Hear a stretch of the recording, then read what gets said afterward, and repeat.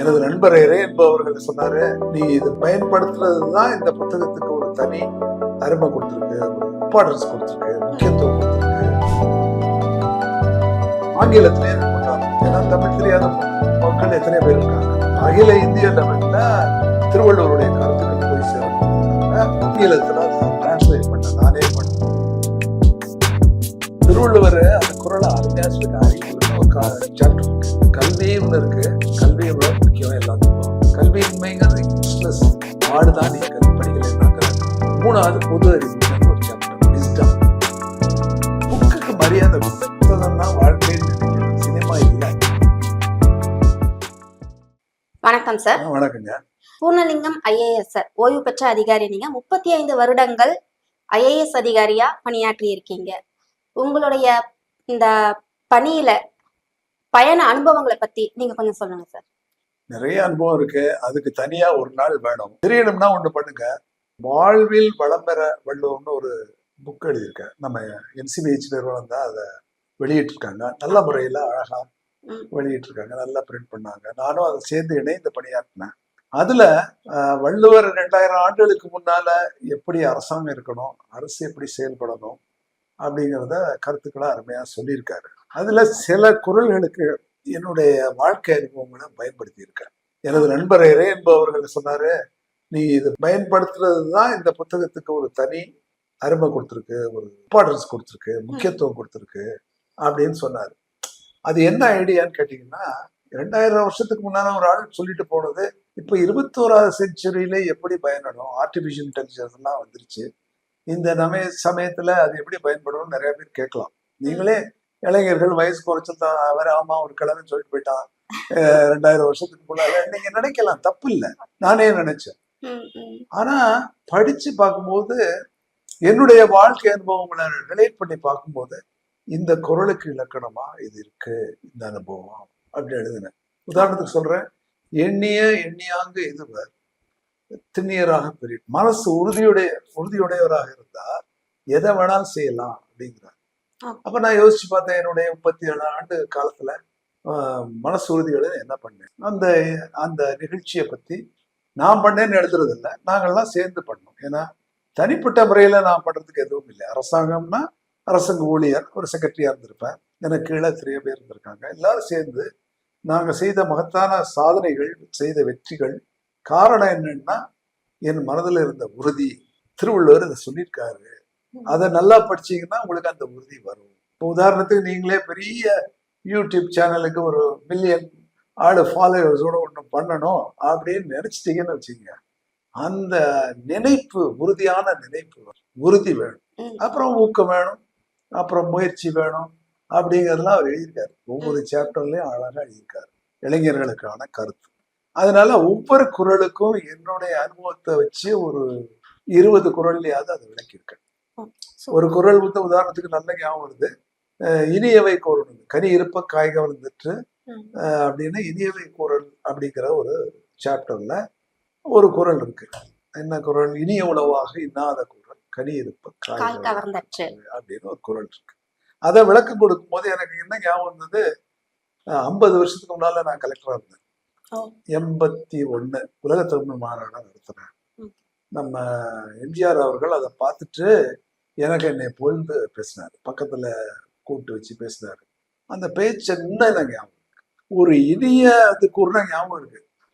ஆனா நாம வந்து இனியதே கூறுறது இல்லை, பொதுவா நல்லா இருக்குன்னே சொல்றது இல்லை.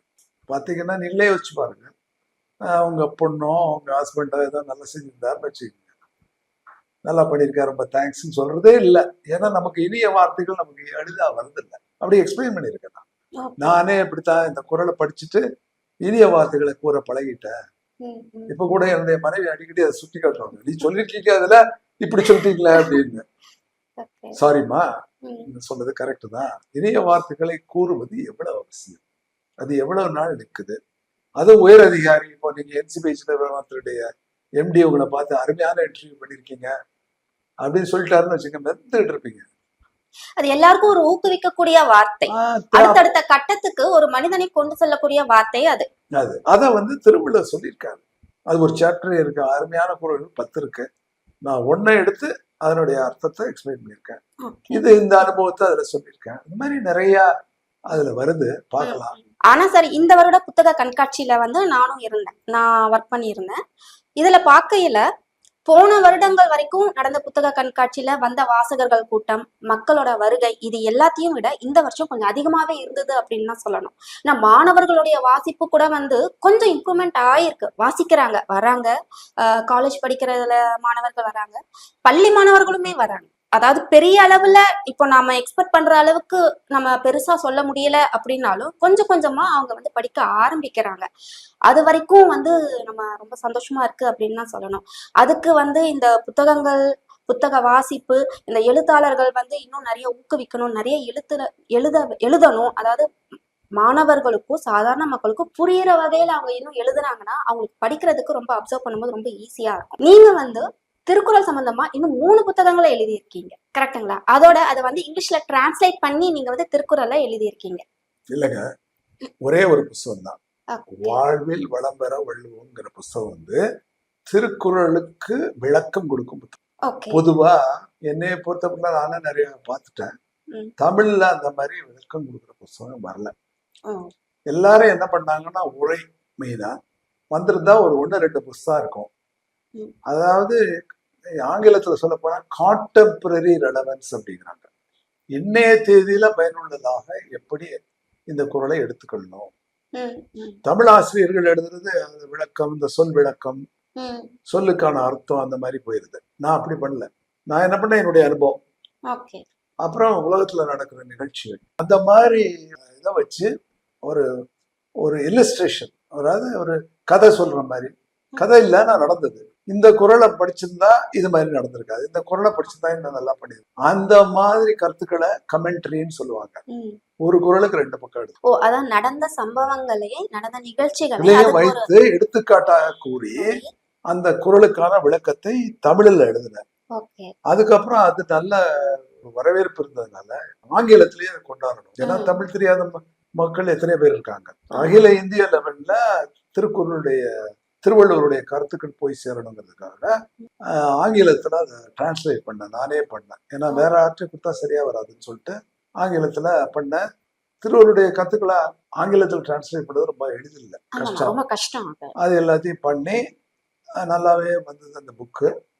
பெஸ்ட் ஆஃப் திருக்குறள் அப்படின்னு தலைப்புல ரூபா பப்ளிஷர்ஸ் வந்து அதை பப்ளிஷ் பண்ணி நல்லா வித்துக்கிட்டு இருக்காரு. ஏர்போர்ட்ல எல்லாம் விற்கிது. இவங்க நம்ம என்சிபிஹெச் நிறுவனம் ஏர்போர்ட்ல வைக்க மாட்டாங்க. அது அவங்கள்ட்ட ஒரு கொள்கைல பிரச்சனை இருக்கு. சொல்லி பார்த்தேன், சரி அவங்க பாலிசியை நான் மாற்ற முடியாது. இது வந்து என்சிபி இவங்க ஏர்போர்ட்ல தான் வைப்பான், ஏன்னா அங்கதான் விற்கிது.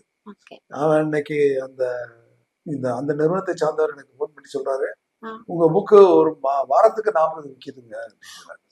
வாரத்துக்கு வெரி குட், நல்ல வைங்க, நல்லா வித்துருங்க. எனக்கு வந்து கருத்துக்கள் பெறுவதுதான் முக்கியம். சரி, 400 ரூபாயா அந்த புக்கு விலை. கருத்துக்கள் 400 ரூபாய் ஒன்றும் பெரிய, ஒரு சினிமாவுக்கு போனாலே 400 ரூபாய் இருக்கும். அம்மாட்ல வாங்குறவன் படிக்கணும். அப்போ ஒரு இன்ட்ரெஸ்டுக்கு போய் தான் படிக்கிறான். அந்த இன்ட்ரோடக்ஷன் ரொம்ப நல்லா இருக்கும், அந்த கவர் நல்ல டிசைன் நல்லா இருக்கும். படிச்சு பயன்பெற்றா எனக்கு மகிழ்ச்சி. மற்ற 2 புக்கும் என்னன்னு கேட்டீங்கன்னா, சொத்து சேர்க்கும் வழிகள், அதாவது ஆங்கிலத்துல ரோட் டு வெல்த்னு ஒரு புக் எழுதுனேன். இளைஞர்களுக்கு ரொம்ப தேவையானது அது. உங்களுக்கு பர்டிகுலர்லி ரொம்ப தேவை. நம்ம ஒரு வேலையில சேர்றோம், உடனே கடன் வாங்கிடுறோம். கிரெடிட் கார்டு வாங்கிட்டு உடனே ஒரு காரு, ஒரு டிவி, ஒரு ஸ்கூட்டரு, வீடு எல்லாம் பண்ணிடுறோம். அப்புறம் வேலை போயிடுச்சுன்னா கஷ்டப்படுறாங்க. அதனால எப்படி சேமிச்சு அதை எப்படி முதலீடு செய்து ஒரு பணம், ஒரு வாழ்க்கையில முன்னேறலாம் அப்படிங்கிறத பத்தி ஷேர் மார்க்கெட்டும் இருக்கு, எல்லாம் இருக்கு. பாண்ட் இருக்கு, பிக்ஸட் டெபாசிட் இருக்கு, கோல்டு இருக்கு, சில்வர் இருக்கு. ஒவ்வொருலயும் போட்டா எவ்வளவு வருமானம் வரும், இதுல போடலாம், எப்படி பண்ணலாம். ஒரு சர்வீஸ்ல ஒரு வேலையில சேர்ற ஒருவர் ரிட்டையர் ஆகும்போது பண கஷ்டமின்றி எப்படி ஓய்வு பெறுவது, மிடில் கிளாஸ்க்காக எழுதப்பட்டது. அது மாத்திரம் இல்ல, ஃபைனான்சியல் லிட்ரஸின்னு சொல்றாங்க. நிதி அறிவு கிடையாது நம்ம ஊர்ல. அரசியல் அறிவு ஜாஸ்தி, ஆனா நிதி அறிவு கிடையாது. நிதியில ஒரு கேள்வி கேட்டா நிறைய பேர் பதில் சொல்ல தெரியாது. அந்த நிதி அறிவை அது கொடுக்குது. ஓகே. காம்பவுண்ட் இன்ட்ரெஸ்ட் ரேட்னா என்ன, ரியல் இன்ட்ரெஸ்ட்னா என்ன, ம். சிம்பிள் இன்ட்ரெஸ்ட்னா என்ன, பாண்டுனா என்ன, இடிஎஃப்னா என்ன, ஷேர்னா என்ன, மியூச்சுவல் ஃபண்ட்னா என்ன, எதுல இன்வெஸ்ட் பண்ணா எவ்வளவு வருமானம் கிடைக்கும், ம். எப்படி சேமிக்கணும், எப்படி எல்லாத்துக்கும் பணம் அவசியம்.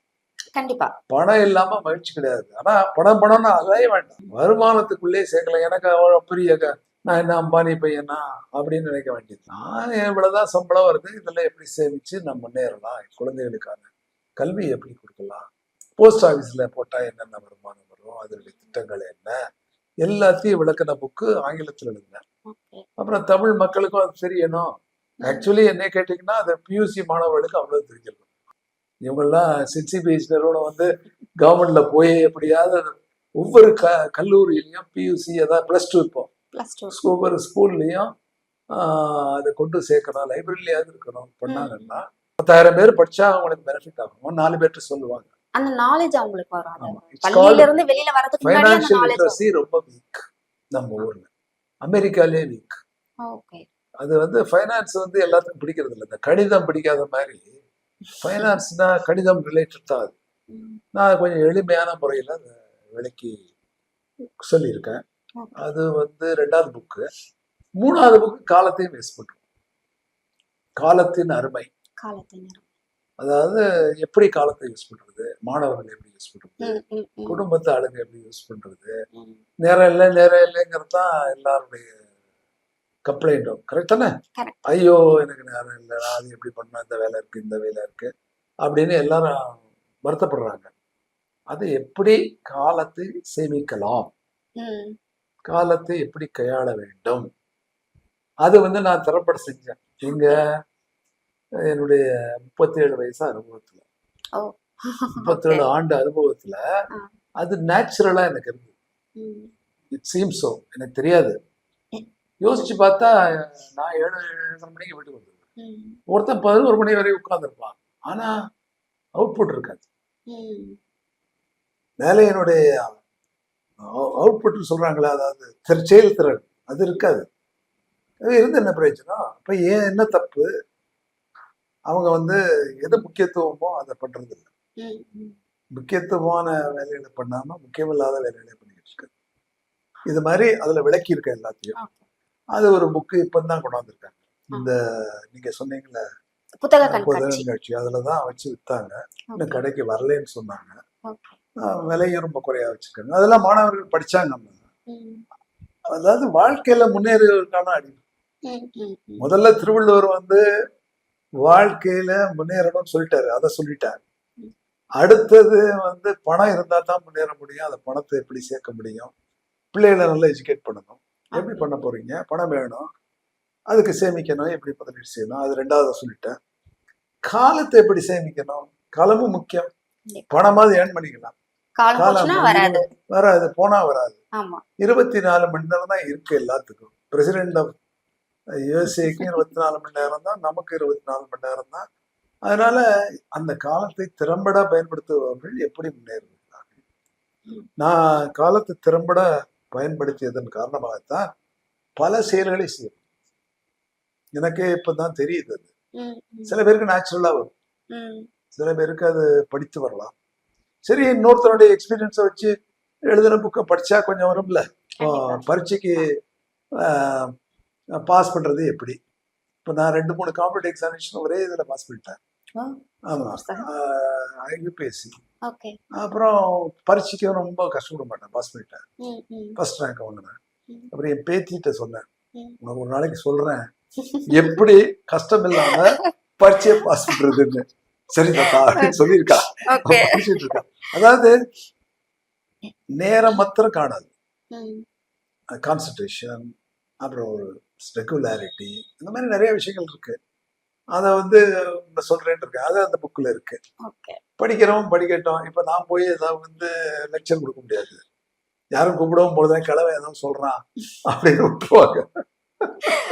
அதனால நீங்க படிச்சீங்கன்னா, நீங்க உங்க குழுவுல 3 பேரும் அந்த வள்ளுவரை படிக்கிறீங்களோ இல்லையோ, அந்த 2 பிராக்டிக்கல் புக்ஸ் படிச்சீங்கன்னா யூ வில் ரியலைஸ். அண்டர்லைன் பண்ணி படிக்கணும். 2வது புக்ல என்ன பண்ணிருக்கேன்னு கேட்டா ஒரு கொஸ்டினர் போட்டிருக்கேன். புரியல. கொஸ்டின். Questionnaire, okay. அதாவது கேள்வி பதில். கேள்வி பதில். நீங்க புத்தகத்தை ஒழுங்கா படிச்சீங்களா இல்லையான்னு தெரியறத நீங்களே எவாலுவேட் பண்ணிக்கலாம். ஓ. ஒரு 300 கொஸ்டின் இருக்குன்னு நினைக்கிறேன். ஓகே 300 கொஸ்டின் பதில் சொன்னா கடைசியில கீ இருக்கு. Okay okay. 75% மார்க் வாங்கினா தான் ஒழுங்கா புரிஞ்சிருக்குன்னு அர்த்தம். இந்த புத்தகத்தை நாங்க எவ்வளவு படிச்சிருக்கோங்கிறத வந்து ஆமா, அது முடிச்ச உடனே நாங்களே அனலைஸ் பண்ணிக்கலாம். பண்ணிக்கலாம். அப்படி போட்டிருக்கேன். Question Okay. கஷ்டப்பட்டு போட்டேன். ஓகே. 300 கேள்வி போட்டிருக்கேன். நீங்களே படிச்சீங்க, சரியா படிக்கலையா மறுபடியும் போய் படி, ம் ம். தெரிஞ்சுக்கோ. லிட்ரஸி தானே எனக்கு வேணும். கண்டிப்பா. பாஸ் ஃபெயில் என்ன இருக்கு இதுல? நீங்க முன்னேறணும், நீங்க பணம் சேர்க்கணும், எனக்கு பணம் வேண்டாம். ம். புரியுதுங்களா? அதான் சொன்னது. கொஸ்டினர் போட்டிருக்கேன், அது இங்கிலீஷ்லயும் போட்டிருக்கேன், தமிழ்லயும் போட்டிருக்கேன். ஆ. தமிழ்ல டிரான்ஸ்லேட் பண்ணி போட்டிருக்கேன். அது படிக்கிறதுக்குங்கிறது குறையுது இப்போ. ஆனா நீங்க சொன்னது நல்ல தகவல். நம்ம புத்தக கண்காட்சியில கூட்டம் கூடி இருக்குங்கிறத மகிழ்ச்சி. கூடிட்டு தான் வருது. உங்க சேனல்ல, யூடியூப் சேனல் நீங்க சொல்லும் போது இந்த மாதிரி எல்லாம் இருக்கு சொன்னா கேட்டுக்கிறான், நல்லா கேட்கறான். ம். Actually Okay. பார்த்தேன் நான். Okay. அப்படி இருக்கா அப்படின்னு போய் புத்தகம் வாங்குறேன். ஆமா. அதனால சொல்லுங்க, நீங்க முதல்ல புத்தகத்தை படிங்க. அந்த புத்தகத்துல இப்படி இருக்கு, நல்ல கருத்துக்கள். என்னுடைய கருத்துக்களை சொல்லிட்டேன், உங்க கருத்துக்களையும் சேர்த்துக்கலாம்ல. இப்படி ஒரு புத்தகம் இருக்குன்னு அதை காமிச்சு, இந்த மாதிரி கொஸ்டின் பேப்பர் நான் படிச்சு எழுதினேன், 60 தான் வந்தது. அடுத்த தடவை நல்லா படிச்சு எழுதினேன், 75. ஆசிரியர் சொல்லியிருக்காரு 75 தான் பாஸ் மார்க், 75%. Okay okay. அப்படி சொல்லியிருக்காரு. சோ அந்த புத்தகத்துல வந்து 75% எடுத்துட்டா நாங்க பாஸ். அதான் ஃபைனான்சியல் லிட்ரஸி டீசென்ட்னு அர்த்தம். ஓகே என் தங்கச்சி அதை உட்காந்து படிச்சிட்டு இருக்காங்க, வயசு 75. ஓகே. அண்ணாச்சி, அந்த கொஸ்டின் ஆன்சர்ல இந்த ஷேர் மார்க்கெட் தான் எனக்கு வரமாட்டேங்குது. அப்ப நீ ஷேர் மார்க்கெட்டுக்கு நீ போலேன்னா விட்டுடு. ம் ம். ஷேரை பத்தி நீ இன்ட்ரெஸ்ட் இல்லைன்னா அதை விட்டு மீதியை படிச்சுக்கோ. ஓகே. ஷேர் மார்க்கெட்ல எல்லாரும் போகணுங்கிறது இல்லை. ம். ஷேர் மார்க்கெட்ல நுழையும் போது தெரிஞ்சுட்டு நுழையணும், இல்லைன்னா பணம் போயிடும். அதுக்கு பெரிய அனுபவம் வந்து ஷேர் மார்க்கெட்ல தேவைப்படுது. பெரியனோ இல்ல, அடிப்படை. நான் சொல்லுவது அடிப்படை, ஃபவுண்டேஷன். ஃபவுண்டேஷனா வச்சுக்கிட்டீங்கன்னா அப்புறம் நீ ஆர்டிக்கல் படிக்கும் போது இவன் கரெக்டா சொல்றானா, எப்பொருள் யார் யாரும் கேட்பேன், இந்த யூடியூப் சரியா இருக்கா, ஓகே. பொய் சொல்றானா அப்படிங்கறத அனலைஸ் பண்றதுக்கான அறிவு, புது அறிவு. திருவள்ளுவர் அந்த குறளை அருமையா சொல்லிருக்கு. அறிவுன்னு ஒரு சாப்டர் இருக்கு, ம் ம். கல்வின்னு இருக்கு. கல்வி எவ்வளவு முக்கியம் எல்லாத்துக்கும். கல்வியின்மைங்கிறது யூஸ்லெஸ், மாடுதான் நீ படிக்கலைன்னாங்கிறாரு. 3வது பொது அறிவுங்கிறது ஒரு சாப்டர், விஸ்டம். பாத்தீங்கன்னா இந்த விஸ்டத்துல நான் என்ன எழுதியிருக்கேன்னா, பொது அறிவை வச்சே நமக்கு நல்ல ஆட்சியை கொடுத்த தலைவர்கள் யாரு? காமராஜ், நான் பார்க்கல, கேள்விப்பட்டிருக்கேன். எம்ஜிஆர். பொது அறிவு, ஒன்றும் பெரிய பிஹெச்டி எம்பிபிஏ படிக்கல, தேவையில்லை. Common sense, abundant common sense இருந்தது. இங்கிலீஷ்ல ஒரு பழமொழி இருக்கு, common sense is the most scares commodity. Common சொல்றீங்க, ம் ம். ஆனா அது இருக்காது. நிறைய பேர் சும்மா மங்கன்னு உட்காந்துருப்பாங்க. நல்ல ஆட்சி கொடுக்கலையா காமராஜர், நல்ல ஆட்சி கொடுக்கலையா எம்ஜிஆர், கண்டிப்பா. என்ன உங்களுக்கு என்ன படிச்ச பிஹெச்டி? இல்ல, காமன் சென்ஸ், பொது அறிவு. அதான் அவர் வலியுறுத்துறாரு. நான் அதனுடைய விளக்கத்துல சொல்லியிருக்கேன். ம் ம். நம்ம ஸ்டேட்லயே சிஎம்ஸ் அப்படி பண்ணியிருக்காங்க. கலைஞர் கூட பாத்தீங்கன்னா எஸ்எல்சி தான், ம் ம். ஜெயலலிதா கூட அதுதான். ம். படிப்புக்கும் கலைஞருடைய எழுத்துக்களை வந்து படிப்புக்கும் ஆளுமைக்கும் ஒன்றும் சம்பந்தம் கிடையாது. கண்டிப்பா கண்டிப்பா கலைஞருடைய எழுத்துக்களை வந்து அவர் மட்டும்தான் எழுத முடியும். வேற அவரு யாரும் எழுத எழுத்தாளர், முடியாது. உழைப்பாளர். ஆமா. நான் அவரை பத்தி ஏதோ இன்டர்வியூ கொடுக்கும்போது சொன்னேன். ம். அவரு எழுத்த படிச்சாலே இப்படி எல்லாம் அவரால, நான் ஒரு தடவை சொல்லிட்டேன், தொல்காப்பியத்துக்கு உரை எழுதியிருக்காரு. ம் ம். நான் அந்த புத்தகத்தை யாரை கொண்டாந்து கொடுத்தான்னு சொன்னேன், ம். படிச்சிக்கலான்னு. ம். நான் சர்வீஸ்ல இருந்தேன் ஓகே. சார், வேலை இல்லை நான். ஆனா நீங்க இந்த மாதிரி இத்தனை வயசுல போய் இப்படி எல்லாம் புத்தகம் எழுதுறீங்க, எங்களால எல்லாம் பண்ண முடியாது அப்படின்னு அவர் ஓப்பனா சிரிக்கிறாரு. பயம் கிடையாது எனக்கு, கரெக்ட் தானே? கரெக்ட் தான். இந்த மாதிரி இந்த வயசுல உட்கார்ந்து தொல்காப்பியத்துக்கு உரை எழுதிருக்கீங்களேன்னு நான் சொன்னேன். ம். படிச்சீங்களான்னு கேட்கிறேன். யார் படிப்பாத? அப்படியே கிளாஸ் பண்ணி பார்த்தேன், எனக்கும் அதுக்கும் தூரம் ஜாஸ்தி. ஓகே. இது இலக்கணம், அது ம் ம் ம். ஆமா. இலக்கணம், தமிழ் இலக்கணம். அது எப்படி இருக்கு, இது எப்படி இருக்கு, அதெல்லாம் தமிழ் ஆசிரியர்களுக்கான சமாச்சாரம் அப்படின்னு விட்டுட்டேன். அப்புறம் அந்த புத்தகத்தை ஏதோ ஒரு லைப்ரரியில பண்ணி கொடுத்தேன். ம் ம். ஒரு எம்பி கொண்டு வந்து கொடுத்தாரு. ம். ரிட்டையர் ஆயிட்டேன்.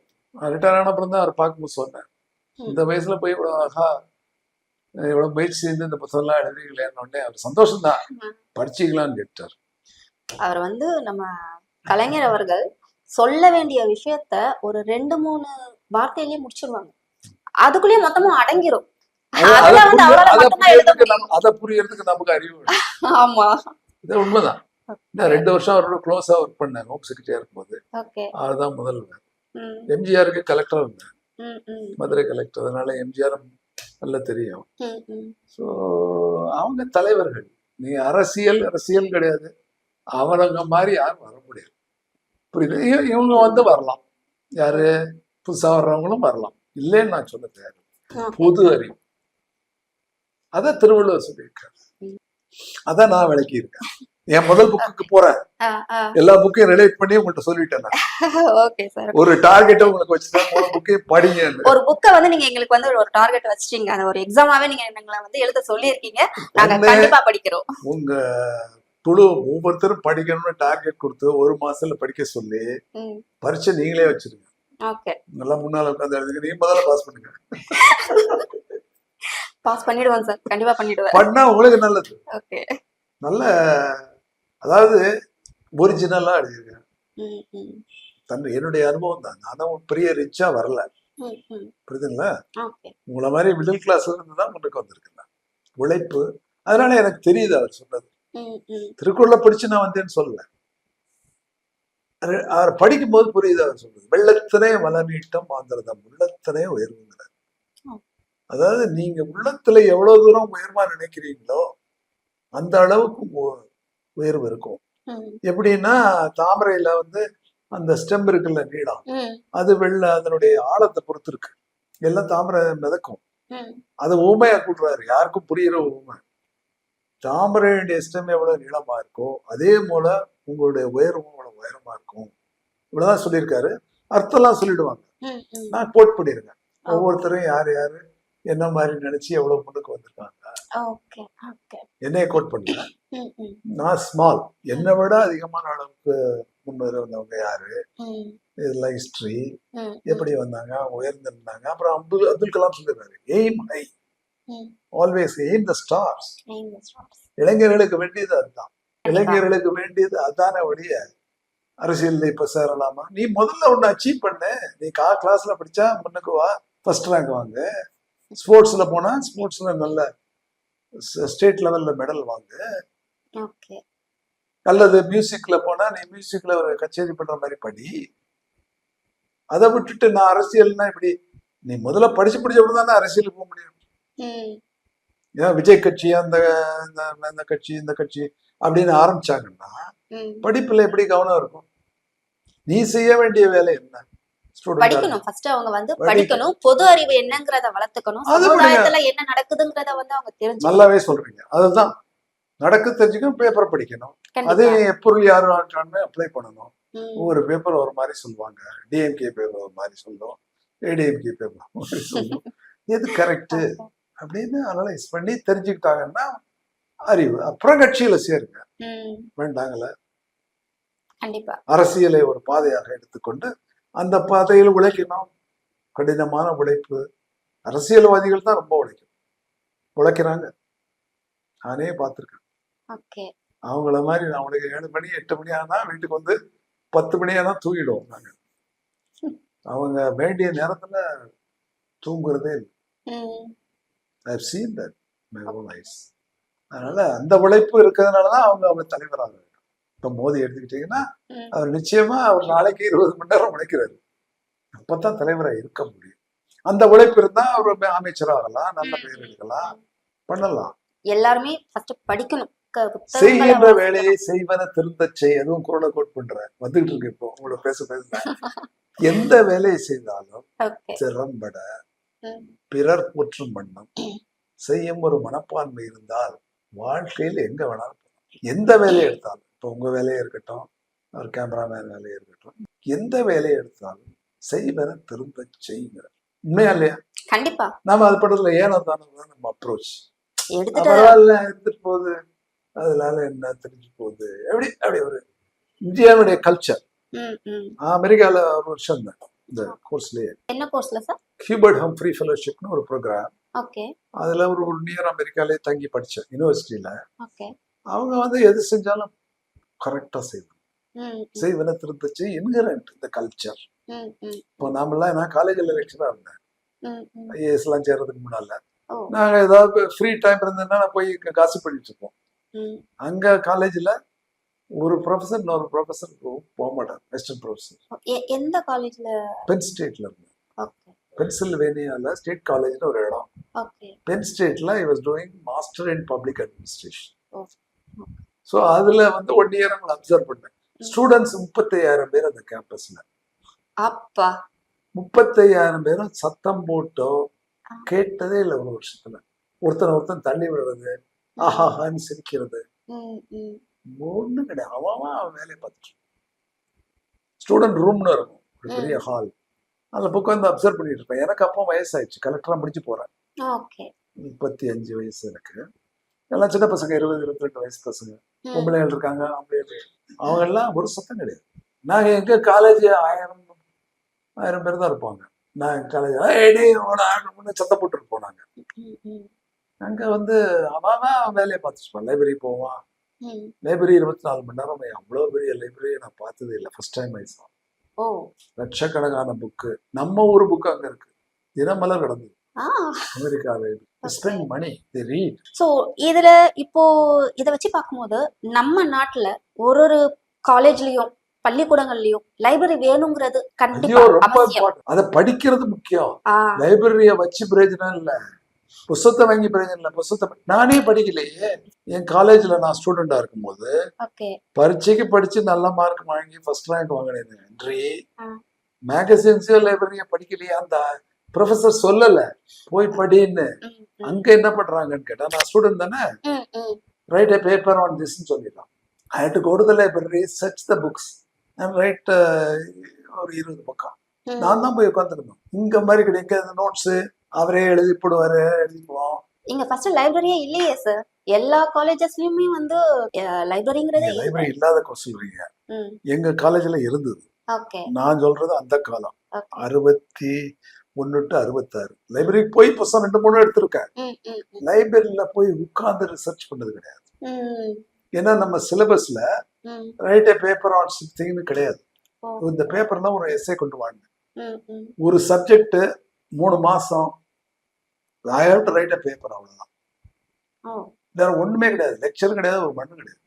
அவர் இந்த புக்கெல்லாம் படிச்சுக்கோன்னு சொல்லிட்டு ஓகே அவரோட டவுட் இருந்தா போய் கேட்கலாம். ஸோ புக்ஸ் எல்லாம் அவங்க ரெஃபர் பண்ணிடுவாங்க. ஒரு டாபிக், ஒரு சப்ஜெக்ட், இதுக்கான ரெஃபரன்ஸ் புக்ஸ் இதெல்லாம் நீங்க ரிசர்ச் பண்ணி தேடி அனலைஸ் பண்ணி அதை நீங்க வந்து அது கேதர் வந்து பண்ணி கொண்டு வாங்க. ஸ்கூல்லே இருக்கு. I have seen 6th standard student. அங்க எஜுகேஷன் எப்படி இருக்குன்னு போய் படிச்சேன். ஓகே 6ஆம் கிளாஸ் பையன் இத்தனை புக் எடுத்துட்டு வருவான். எதுக்கு எடுத்துட்டு வர அப்படின்னு கேட்டா, எங்களை வந்து ஷேக்ஸ்பியரை பத்தி ஒரு எஸ்ஸே எழுதி. வாவ் அவன் போய் லைப்ரரியில போய் பிக்கப் பண்ணிட்டு, அங்க லோக்கல் லைப்ரரி எப்படி இருக்கு தெரியுமா? ம் புஸ்தகம் கிடைக்காது. நான் ரிசர்வ் பண்ணி வச்சு தான் வாங்கணும். கிளீனா இருக்கும். நான் லோக்கல் அங்கே போய் ரிட்டையர் ஆன அப்புறம் பையன் அங்கே இருந்தான், போவேன். லோக்கல் லைப்ரரி வந்து சின்ன நம்ம லோக்கல் லைப்ரரி மாதிரி ம் ம் கம்ப்யூட்டர் எல்லாருக்கும் போய் உட்காந்துக்கலாம். நாள் பூரா கிடப்பேன். புஸ்தகம் ஏதாவது வேணும்னா, ம் எனக்கு இந்த புஸ்தகம் இல்லை, நான் வாங்கி கொடுப்போம். Okay okay no see it's not there. இல்லைன்னா இன்னொரு லைப்ரரியில இருந்து வேலைச்சு ம் ஜஸ்ட் கம்னு ஒரு மெயில். எத்தனை புக் வேணாலும் எடுத்து நாட் ஃப்ரீ. எத்தனை புக் வேணா எடுக்கலாம். 10 புக் எடுத்து பையன். Okay. நான் சிட்டிசன் இல்ல, ம். அவருக்கு இருக்கிறதுனால 10 புக் எடுத்துக்கலாம். யாருக்கு 2 புக் மேல படிக்க முடியாது. நாம புக் படிச்சே பழக்கம் இல்லை. ம் அமெரிக்கன். அப்புறம் செகண்ட் புக் இன்ட்ரெஸ்ட்னால சொல்றேன். செகண்ட் ஹேண்ட் புக் ஷாப்னு ஒன்று உண்டு.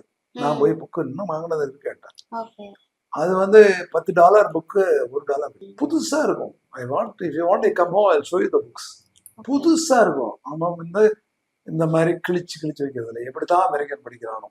புதுசா புஸ்தகத்துக்கு அவ்வளவு மரியாதை. They buy books $25. They buy best sellers. They think buying book is necessary for life. Super. நாம வந்து buying cinema ticket is necessary. $500 cinema டிக்கெட்டுக்கு ரெடியா இருக்காங்க இல்லைங்களா? கண்டிப்பா. அல்லது வேற புக்கு வாங்கணும்னு ஆமா, இதுல என்ன இருக்க போகுது, படிக்கிறான்.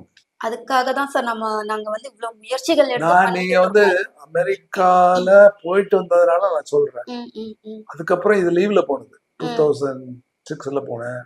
2010 அந்த லைப்ரரி போய் உட்காந்துருந்தேன். ம், ம், மத்தியானம் சாப்பிட்டுட்டு ம், 7 மணி வரையும் உட்காந்து புஸ்தகங்களோட என்ஜாய் பண்ணிட்டு இருப்பேன் நான். ம், ம், ம், எத்தனை புக்கு வேணாலும் இருக்கு, என்ன புக்கு வேணும்னாலும் இருக்கு. சின்ன லைப்ரரி, ம். பெரிய ஊர் கிடையாது. இங்க இந்த லோக்கல் லைப்ரரிக்கு போனா உட்கார்றதுக்கு இடம் இல்லை, குப்பை மாதிரி இருக்கு. அண்ணா லைப்ரரி டீசென்ட். ஓகே, அண்ணா லைப்ரரிக்கு நான் மெம்பர் போறேன். ஓகே. புக் அந்தந்த இடத்துல இருக்கிறது இல்ல. கல்ச்சர்னு ஒண்ணு இருக்குல்ல, அவன் என்ன பண்ணுவான் லைப்ரரி? மக்களுக்கே கல்ச்சரல் இல்ல, கிழிக்கிறான்.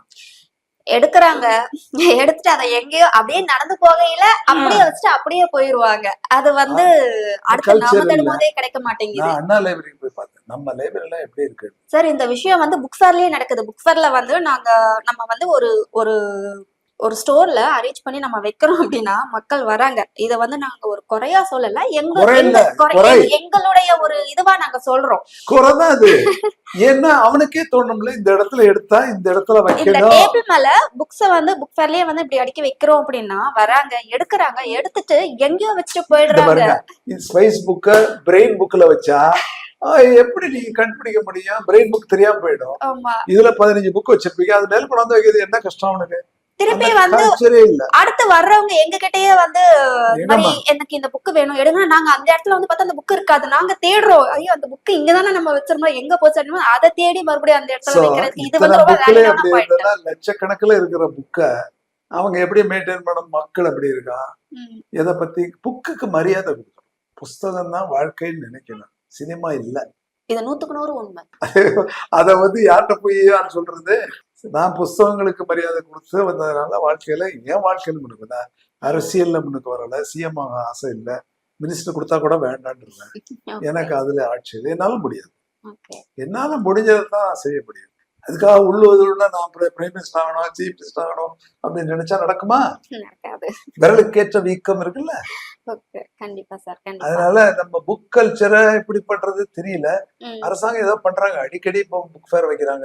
இப்போ ரீசெண்டா சில சிஎம் இன்ட்ரெஸ்ட் கிஃப்ட் கூட புக் கொடுக்க சொல்லியிருக்காரு. அது ரொம்ப வரவேற்கத்தக்கது. இந்த ஷாலை போட்டுட்டு கிடப்பானுங்க. நானே 2-3 தடவை பார்க்கும்போது அவருக்கு புக்கு தான் கொடுத்தேன்.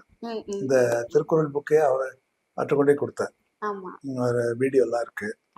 அப்போ அவருக்கு புக்கு தான் கொண்டே கொடுத்தேன். கண்டிப்பா ஒருத்தரை பெருமைப்படுத்துறதுக்கு ஷால்வை போட்டு அவங்களுக்கு அந்த மரியாதை கொடுத்து அதை பண்றதுக்கு பதிலா ஒரு புத்தகங்களை கொடுத்தா நாம ஒரு விஷயத்த அவங்களுக்கு கொடுக்குற மாதிரி அது வந்து ஒரு ஒரு பெரிய விஷயம். அது அந்த புத்தகத்துல இருந்து அவங்க ஏதாவது தெரிஞ்சு கலைஞர் படிச்சுக்கிட்டாருன்னு நினைக்கிறாரு. புத்தகத்துக்கு மரியாதை கொடுக்கும் ஒரு பண்புன்னு நினைக்கிறார். அது சொல்லிட்டாரு, எல்லாரும் புக் தான் கொடுக்கணும். அந்த புக்ஸ் எல்லாம் லைப்ரரிக்கு நான் பார்த்திருக்கேன். தமிழ் செக்ஷன்ல இருக்கும். அதுல ஒரு சீல் போட்டு அனுப்பிச்சிடுறாங்க. சோ புத்தகங்களை எப்படி அது NCBH நிறுவன முயற்சி நல்லா பண்ணுது, இல்லைன்னு சொல்லல, நல்லாவே பண்றாங்க. மாடர்னைஸ் பண்ணாங்கன்னா இன்னும் நிறைய மேல போலாம். ஸ்டீம் கர்வ்ல கண்டிப்பா சார் அது ஆரம்பிச்சிருக்கோம். அதனால உங்க கோல் என்னன்னா double the sales of all books, particularly by books. Please message. இவ்வளவு நேரம் உங்களுடைய நேரத்தை ஒதுக்கி NCBH எங்களுக்காக உங்களுடைய அனுபவங்களையும், புத்தக வாசிப்பு, புத்தக தேவை, லைப்ரரி, மனிதன் கடைபிடிக்க வேண்டிய விஷயங்கள், வாழ்க்கையில அவன் நேரத்தை கடைபிடிக்க வேண்டிய விஷயங்கள், இதை பத்தி நிறைய விஷயங்களை சொன்னீங்க. நீங்க எழுதின திருக்குறள் வந்து ஒரு வித்தியாசமான புத்தகம். திருக்குறள்ல இருந்து நீங்க எழுதியிருக்கிற புத்தகம் வித்தியாசம். அதை விட வித்தியாசம், திருக்குறள் புத்தகத்தை இங்கிலீஷ்ல நீங்க டிரான்ஸ்லேட் பண்ணி அதை எழுதியிருக்கீங்க. இது ரொம்ப வரவேற்க தகுந்த ஒண்ணா. ஸோ உங்களுக்கு ரொம்ப நன்றி சார்.